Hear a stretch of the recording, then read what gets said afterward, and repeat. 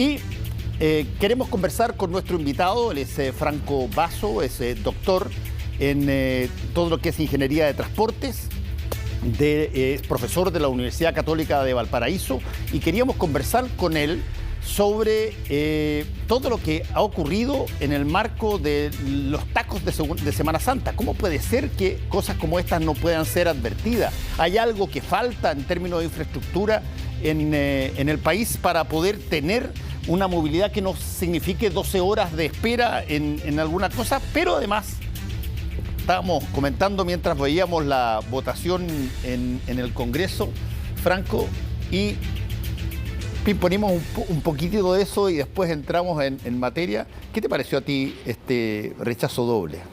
Sorprendente, desde un ciudadano común que sigue las noticias.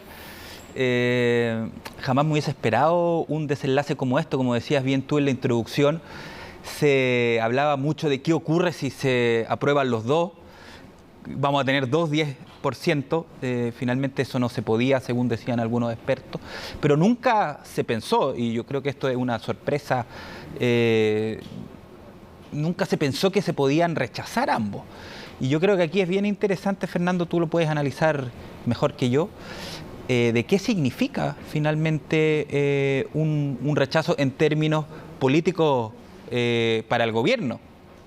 Bueno, es interesante porque desde el punto de vista del gobierno, a pesar de que le rechazaron su proyecto, puede haber sido la mejor de todas las situaciones en que le hubiese gustado quedar, porque se rechaza el de los parlamentarios que no pueden reintegrarlo, y se rechaza el del gobierno que puede enmendarlo y buscar sacarlo por el Senado. Esa opción de que tú ganaras perdiendo la votación no se había planteado, por lo menos para nada. Y yo creo que desde ese punto de vista, lo que vamos a ver en las próximas horas es al gobierno transformando un poco más y acomodando y buscando hacer más, si tú quieres, con una mayor aprobación general del Parlamento, su propio proyecto para presentarlo en el Senado. Y queda ese solamente que eventualmente puede ser aceptado, y sería, pero desde ese punto de vista, una de esas jornadas muy especiales que a veces se dan, donde tú pierdes tu proyecto para ganar el resultado final después. Sí, y ahí lo interesante es qué margen van a tener los parlamentarios para poder influir en este eventual reingreso a través del Senado. Porque el negocio ahora era, mira, ábreme este retiro que no sea tan parcial, o si no yo te apruebo este otro. Pero ¿qué margen de negociación tienen ahora los parlamentarios que quieren un 10% lo más amplio posible, si es que ya no hay, digamos, contra qué muñequear? Es una situación bien extraña, y no sé qué piensas tú, Fernando, pero yo no sé si el gobierno vaya a reinsistir con el proyecto. Sí, hay que acordarse que ellos no querían este proyecto. Sí.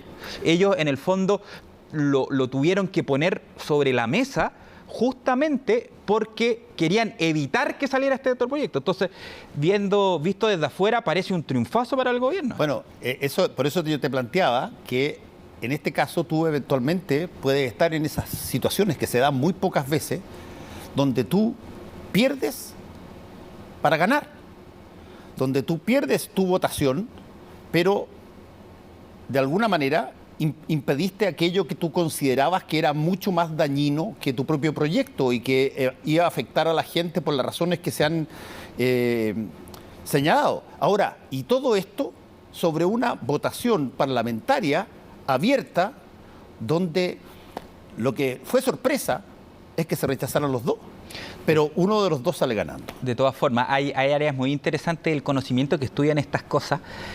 Una de ellas en economía, que se llama teoría de juegos. Sí, y yo creo que la votación de ahora tiene mucho de teoría de juegos, de justamente cómo se jugaron sus cartas para poder llegar a este output que era un equilibrio que al principio la gente probablemente no hubiese pensado. Bueno, falta todavía una serie de cosas. Vamos a ver qué hace el gobierno con su proyecto. Lo puede, vuelvo a insistir, lo puede reintroducir en el Senado con mejoras y se puede votar de nuevo. El de los parlamentarios queda definitivamente sin proseguir. Pero vamos al tema por el cual quisimos invitarte, Franco, y que tiene que ver con una imagen que causó bastante sorpresa. No es que no hayamos tenido tacos nosotros históricamente cada vez que hay jornadas largas de vacaciones o cosas así, pero sorprendió el que tú tuvieras 10 horas, 12 horas en una situación de ese tipo. Ahora, yo entiendo que nosotros estamos bastante disminuidos en materia de vías para poder generar el tráfico de transporte y vehicular. Tenemos una carretera norte-sur que tiene 2 vías y 2 vías, pero ¿qué es lo central que importa a la hora, por ejemplo, de ver tacos como estos y sobre todo diseñar el transporte público? Después conversamos de cada uno de los capítulos que son probablemente mucho más jugosos. Yendo de lo particular a lo general, es decir, yendo de lo que ocurrió en ese fatídico kilómetro 222 de la Ruta 5 Sur, donde se generó este accidente, y desmenuzando un poco lo que pasó ahí hay varias cosas que no funcionaron bien. A la luz de los días y con el tiempo que ha transcurrido, claramente aquí hubo un error de varios entes privados a través de las concesionarias, públicos a través de carabineros, bomberos, los recursos médicos. No puede ocurrir en Chile, y quien diga lo contrario está equivocado, en mi opinión, que se demoren 12 horas en sacar un camión. Eso me parece que está fuera de cuestión. O sea, no he escuchado a nadie, por suerte, que diga, no, sabe que esto está dentro de los cánones internacionales. No. Primero, eso hay que dejarlo claro. Me parece que el ministro García transparentó que esta es una situación anómala e importantemente ineficaz en esta situación. Y acá no hay que soslayar el rol que no jugó en este caso la concesionaria. Porque la concesionaria, dentro de su contrato, tiene la obligación de hacer todo lo posible para que el flujo funcione de manera normal.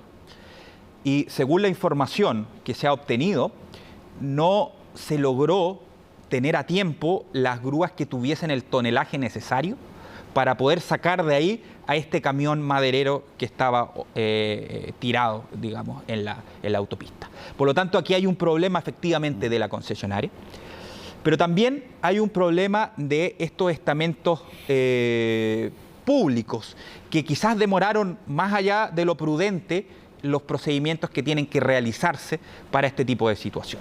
Ahora, tú lo decías muy bien, Fernando, esto da cuenta de un problema mucho mayor, que es la falta de infraestructura que tiene Chile. Durante el gobierno de los presidentes Eduardo Frei y Ricardo Lagos se dio un salto cuántico, un salto tremendo a través de la ley de concesiones que nos permitió expandir nuestra infraestructura vial y colocarnos a un nivel internacional. Pues bien, a partir de los gobiernos que le siguieron, esa velocidad disminuyó fuertemente. Y nos hemos encontrado durante las últimas décadas con unos avances muy menores en términos de infraestructura vial, sin ir más lejos. La Ruta 68 y la Ruta 78, que unen Santiago con San Antonio y Valparaíso, tienen la misma capacidad hace 20, 25 años. Y en ese tiempo el parque automotriz se ha casi cuadruplicado. Por lo tanto, es evidente que hemos perdido el ritmo que tuvimos en algún minuto y es urgente, y esperemos que este gobierno así lo haga suyo, pueda retomar la necesidad de infraestructura vial, por una parte, pero no solamente vial, sino también a través de otros modos como puede ser justamente el tren. Bueno, a ver, vamos a meternos a las patas de los caballos. No es secreto para nadie que dentro de las distintas formas de movilización territorial en términos de vehículos, hay algunos que tienen ciertos privilegios más que otros. No cabe la menor duda que hay, y lo han dicho incluso en el propio gobierno anterior, que trataron de empezar a eliminar exenciones que tenían una serie de gremios, entre ellos estaba el gremio de los camioneros, que desde la época del golpe de Estado, que siempre han sido vistos como un gremio que ha logrado conseguir una serie de prebendas y una serie de excepciones en función de, algunos argumentan, no lo tengo para nada como seguro, pero argumentan por el rol que jugaron durante el gobierno de Salvador Allende y el paro que se hizo y todo lo demás. Pero eso puede durar un rato, supongamos que sea así. Pero no cabe la menor duda que a uno en el colegio le enseñaban que nosotros teníamos una estructura geográfica mandada a hacer para los trenes.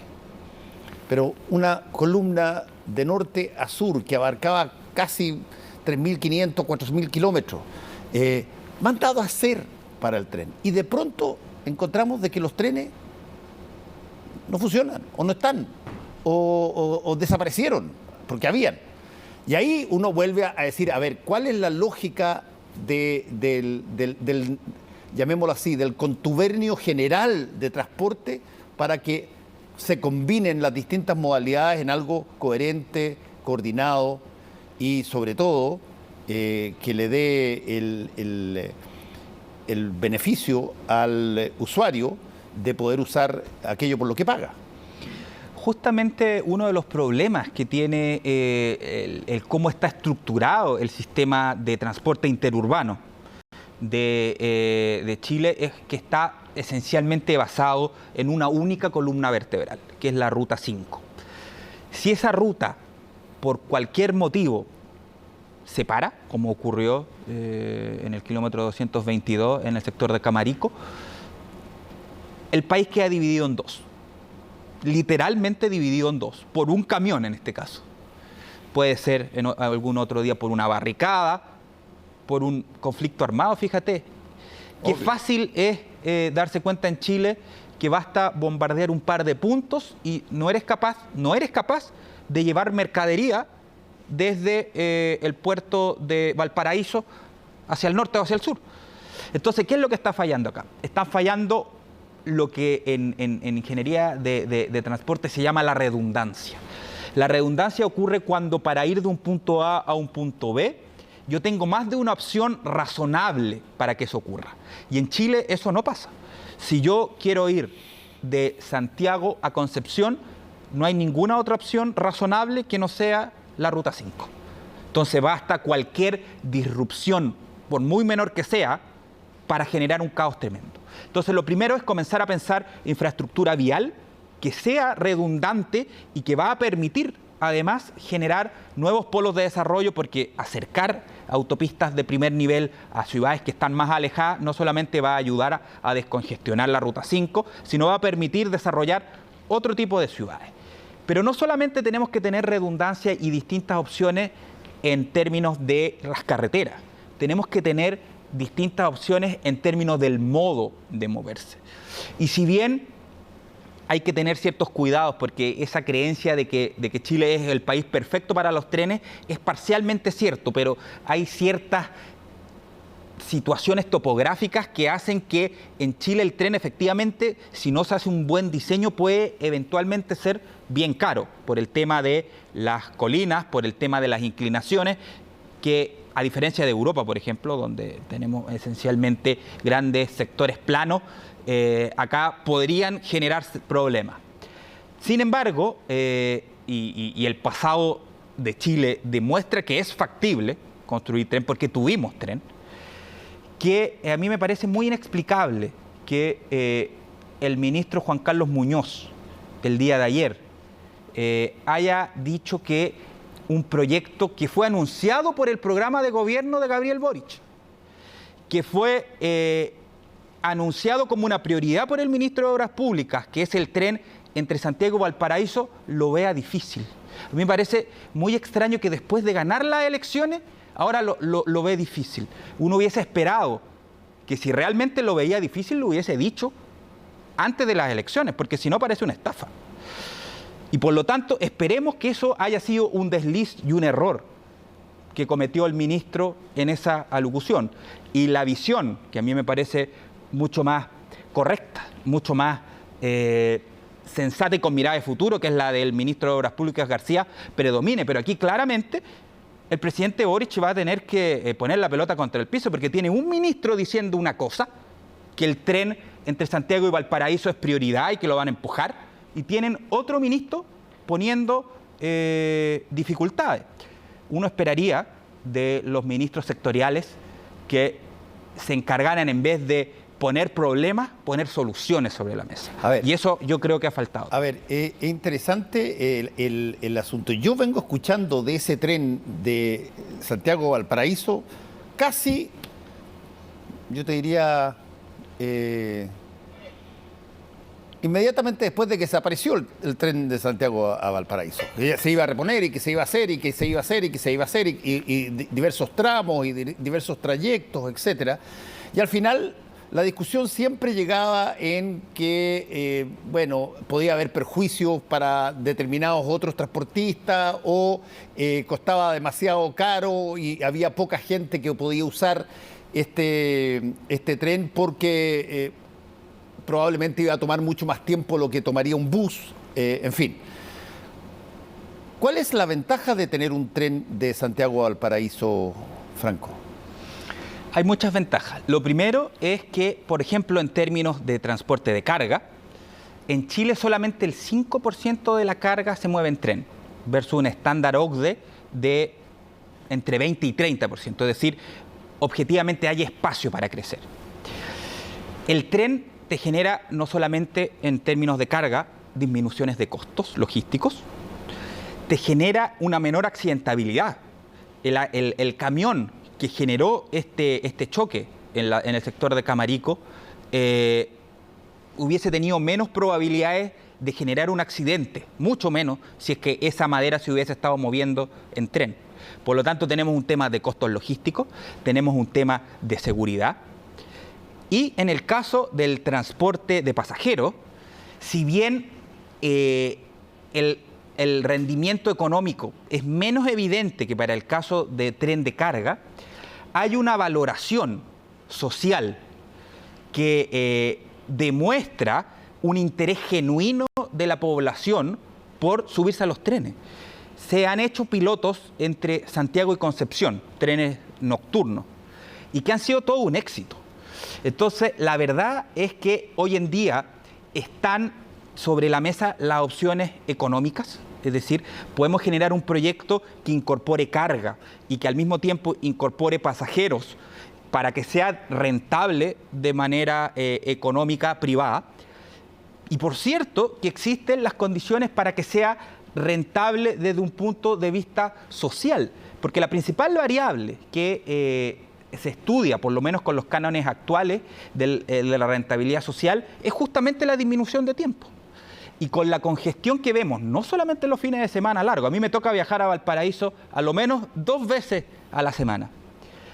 Y me consta que las congestiones que se generan a la entrada de Valparaíso y a la entrada de Santiago y el largo estrecho de la Ruta 68 y también, ¿para qué decir en la ruta, la autopista del Sol 78, donde los tacos son igual o peor que en la Ruta 68, te generaría disminuciones en tiempos de viaje que son muy importantes. Entonces, acá ya están todas las cartas sobre la mesa para que de una vez por todas podamos avanzar en estos proyectos. Fue una promesa del presidente Boric impulsar los trenes y no se entiende lo que dijo el ministro Muñoz el día de ayer. Esperemos pueda clarificar. Franco, hay un punto que es interesante. El tren tiene cuento, llamémoslo así. El tren tiene cuento, pero el camión también tiene cuento. Y de hecho, yo creo que hay más películas asociadas últimamente a situaciones de transporte en camión, y algunas muy buenas, muy entretenidas incluso, que en torno a tren. ¿Pueden convivir los dos? ¿Pueden económicamente tener capacidad de generar ambos una buena ganancia y una buena cosa si es que eventualmente transportan probablemente las mismas situaciones o las mismas cosas? ¿Cuáles son las ventajas que uno y otro tienen y si es que podrían, como pasa en montones de países del mundo, convivir? De todas formas, esto hay que pensarlo como un sistema colaborativo. El tren no puede llegar con la carga al supermercado. No puede llegar, perdón. Con la carga al supermercado.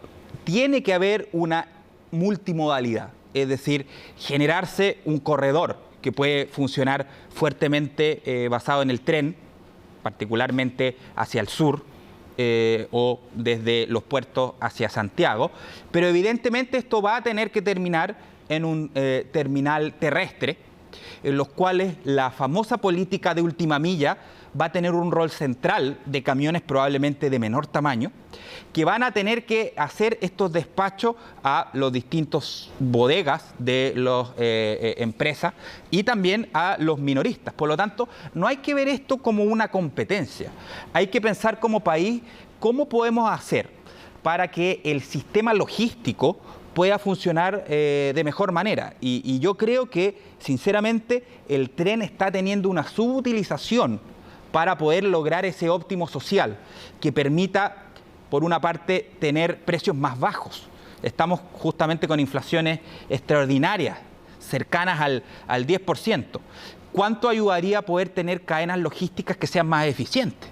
Y eso se logra con esta asociación de distintos modos, con esta asociación público-privada que permita generar esta sinergia entre los distintos modos de transporte para lograr eficiencias logísticas. Ok, pero tú ahí mencionaste una palabra compuesta clave, a mi modo de ver, que es esta llamémoslo así, posibilidad público-privada. Público porque el tren es público. Sí. El tren es estatal, digamos, y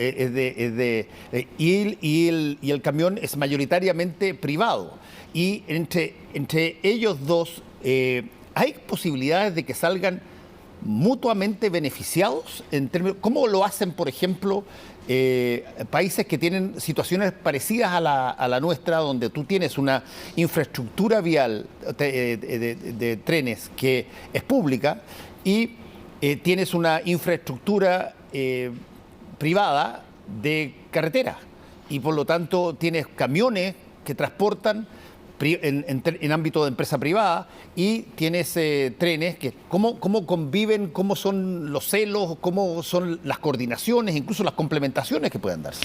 Sí, no hay que engañarse tampoco. Evidentemente, si hay más tren, probablemente van a haber menos camiones. Eso no se puede negar. Y por algo los camioneros han hecho varios berrinches, y más que berrinches, cuando se ha planteado la opción de impulsar el tren. Sin ir más lejos, cuando el candidato y actual presidente Boric anunció esta propuesta de potenciar los trenes, los propios presidentes de los gremios de camioneros salieron a decir que eso era una competencia desleal por parte del Estado, cuando en realidad gran parte de la competencia desleal ocurre por las ventajas exacerbadas que tienen los camiones en comparación a otros rubros, como tributación simplificada, como devolución de impuestos, particularmente al diésel, y una serie de otros beneficios que se han intentado quitar hace una cantidad de tiempo. Lo han planteado todos los candidatos, desde Ignacio Briones por la derecha hasta Jasna Proboste en su minuto, el propio Boric, y todavía esperemos se pueda lograr cuando vengan lo asociado a la reforma tributaria. Efectivamente, vamos a tener menos camiones. Eso, si es que hay más trenes, conversa necesariamente con menos camiones. Desde un punto de vista de la seguridad en ruta, eso es deseable, porque se van a generar menos accidentes. Eso no quiere decir que el camión deje de tener un rol preponderante. el camión siempre va a tener un rol preponderante porque gran parte del trabajo que realiza es distinto al que puede realizar el tren. El tren no va a poder llegar hasta los distintos almacenes de barrio. Va a tener que existir una logística de última milla que incorpore a trenes y que incorpore a nuevas tendencias. Cada vez vemos más en países desarrollados como, por ejemplo, los autos y los vehículos eléctricos de menor tamaño juegan un rol central para meterse en los centros urbanos. En grandes ciudades del mundo ya no existe o está prohibido que camiones de gran tamaño puedan ingresar a los centros urbanos. Entonces, cada vez más el delivery, por ejemplo, a través de bicicletas, a través de vehículos eléctricos de menor tamaño, va a jugar un rol, camiones más pequeños. Pero eso tiene que entenderse como una sinergia colaborativa entre el tren, que tiene que jugar un rol masivo, desde el puerto hacia un terminal seco cercano a las grandes ciudades, y los camiones, que obviamente es altamente ineficiente tener 80 camiones, que equivaldría a un tren estándar en términos de costos logísticos, en términos de seguridad. Y por lo tanto esta posibilidad de esta sinergia entre ambos es algo que está muy abierto, que tenemos que de una vez por todas jugárnoslas como país, y esperemos que el presidente Gabriel Boric cumpla con lo que prometió en términos del desarrollo ferroviario y podamos avanzar no solamente en trenes de carga, sino también en trenes de pasajeros, donde hay harto por avanzar también. Sí, hay países, y te lo pregunto, digamos, uno conoce distintos países y uno ha visto cómo cohabitan los trenes con todas las otras formas vehiculares. Repito, el caso de las grandes carreteras en los países como Estados Unidos o Brasil o algunos países en Asia son, bueno, tú ves que hay una presencia muy importante en prácticamente todo lo que sea suelo dedicado a ir de punto A a punto B. Pero aquí hay variables políticas que son importantes, Franco, y te las pregunto. ¿Cómo funcionan en otras partes para que se armonice algo que eventualmente todavía aquí en Chile se ve como una competencia? Tiene harto que ver con varias de las discusiones que quizás se están dando ahora en el país, en la Convención Constitucional, que tiene que ver con el rol subsidiario del Estado, que está en el ADN de la Constitución actual. El rol subsidiario del Estado dice que el Estado no debe meterse allá donde los privados lo pueden hacer. Y eso se ha malentendido muchas veces dentro del génesis de varios tomadores de decisiones, como ¿para qué nos vamos a meter acá si los camiones ya hacen la pega? Pero visto desde un punto de vista del óptimo social, es decir, considerando un Estado que no solamente piensa en lo que no puede hacer, sino en lo que puede hacer mejor que otros. El tren, por ejemplo, en Europa, tiene una planificación y un desarrollo que es principalmente estatal. El tren, por su característica de generación de externalidades negativas como comprar o tener que generar expropiaciones importantes, sí, conexiones con los puertos, no puede ser desarrollado meramente por un ente privado. Tiene que ser planificado desde el Estado, lo que no quiere decir que los privados no puedan participar. Los privados pueden participar a través de distintos mecanismos que hoy existen en la ley, como la ley de concesiones. Pero se requiere que sea el Estado el que genere esa planificación. Y si tú me preguntas cuál es la razón que hace que no tengamos tren en Chile, yo creo que hay varias. Primero, sin lugar a dudas, el poder que tienen los camioneros para vetar proyectos. Y se lo han hecho saber a todo y cada uno de los presidentes que han estado desde el retorno a la democracia. El segundo, hay un tema técnico, no hay que olvidarlo. Sí. Hay gente que de repente se toma esto a la ligera. Te acordarás tú, el candidato Mayol, que dijo, voy a hacer un tren desde Arica a Puerto Montt. Financieramente eso no tenía ningún sentido. El tren se ha prestado también para populismo. El mismo presidente Boric habló en algún minuto a la pasada de un tren entre Copiapó y Antofagasta, que no tiene ninguna posibilidad. Entonces, el Estado, un Estado eficiente, un Estado con las capacidades técnicas de saber este tren sí se puede hacer y este no. Un Estado con la espalda y visión estratégica de empujar los proyectos que sí son realizables. Eso ha faltado, se ha prestado para populismo y no hemos logrado avanzar en proyectos que sí son factibles, como puede ser un tren a Valparaíso, como puede ser un tren a Concepción. Y hay veces que los voladores de luces son más fuertes. Bueno, vamos a estar atentos a ver cómo se sigue desarrollando esta situación vehicular, porque esto tiene que cohabitar después con todas las cosas que llegan. Tú dijiste muy bien, van a llegar en masa tarde o temprano los vehículos eléctricos y una serie de cosas, y van a haber todo tipo de combinaciones. Te agradezco mucho por haber estado con nosotros aquí